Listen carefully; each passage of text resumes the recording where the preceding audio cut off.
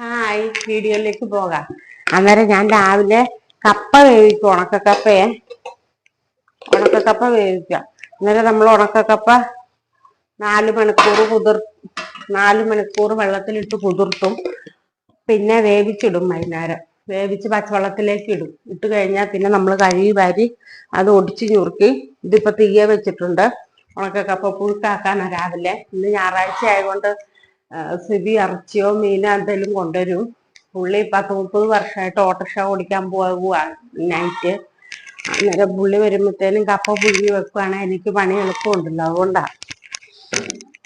അന്നേരം കപ്പ പുഴുങ്ങാൻ നിന്നപ്പോൾ ഞാൻ കടുങ്കാപ്പി എടുത്തു. അന്നേരം ഒരു ഗ്ലാസ് കടുങ്കാപ്പിയും കൂടെ കുടിക്കാമല്ലോ.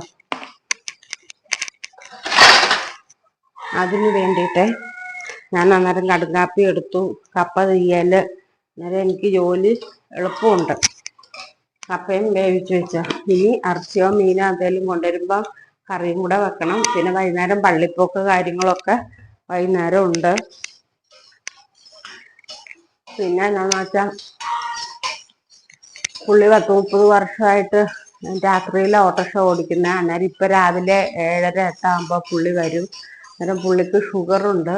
അതുകൊണ്ട് ഉണക്കക്കപ്പ പുഴുങ്ങി വെച്ചിരിക്കുന്നത്.